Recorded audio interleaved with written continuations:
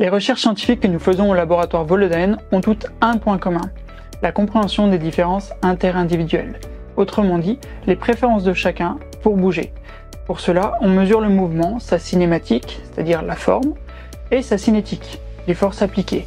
On peut aussi mesurer les aspects physiologiques, le rendement, la VO2 max, etc. On effectue ces mesures sur des centaines de personnes et on compile le tout pour réaliser des statistiques nous permettant d'appréhender les différences entre les sujets. On peut alors décrire le mouvement terrien, celui qui passe du temps au sol, déroule à l'appui et oriente toute son énergie vers l'avant. On peut aussi décrire son opposé, le mouvement aérien, qui passe du temps en l'air, rebondit à l'appui et qui dépense son énergie à la verticale. Grâce à des milliers de mesures, on sait aujourd'hui que terrien ou aérien, tout est bon.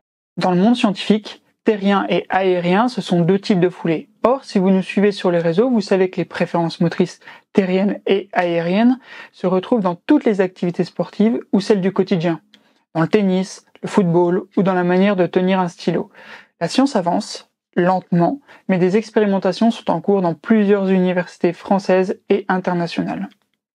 Tout récemment, en mars 2023, un article scientifique analysait deux types de lanceurs en baseball, deux types de pitchers. Les lanceurs par le haut, appelés tall and fall, je m'élève et projette mes épaules, et les lanceurs par le bas, appelés drop and drive, je fléchis et propulse mon bassin. Les images que vous avez sous les yeux illustrent bien ces deux grandes manières de faire. En A, la technique par le haut, plus aérienne, et en B, la technique par le bas, plus terrienne. Les auteurs associent les lanceurs par le haut à un corps plus en extension, avec un angle de genou de la jambe avant, compris entre 140 et 180 degrés, quasiment jambes tendues pour certains. Ce qui veut aussi dire que le bassin reste plus haut que la position du genou, démontrant une composante verticale importante dans le mouvement qui suit. Les lanceurs par le bas ont quant à eux un corps plus en flexion, avec un angle de genou compris entre 90 et 140 degrés. Leur bassin se situe plus ou moins à la même hauteur que le genou, signe d'une composante plus horizontale dans leur lancer. Ces différences s'observent dans le plan sagittal, mais aussi dans le plan frontal. Voyez par vous-même la position du centre de gravité plus en arrière des appuis pour le lanceur par le bas et plus en avant des appuis pour le lanceur par le haut. Les termes diffèrent, mais la réalité décrite est identique. On parle bien de lanceur terrien et de lanceur aérien. Et comme dans la course, on peut lancer en mode terrien et en mode aérien et être aussi performant.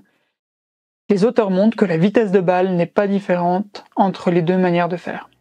Et côté performance, ça envoie. C'est la deuxième année consécutive, 2022 et 2023, que l'équipe de baseball du Maryland remporte le championnat universitaire américain. Et devinez comment, avec une préparation physique et technique différenciée sur la base des préférences motrices avec notre partenaire américain MPE, Motor Preference Expert. Preuve que les préférences motrices gagnent du terrain en sciences et dans les stades.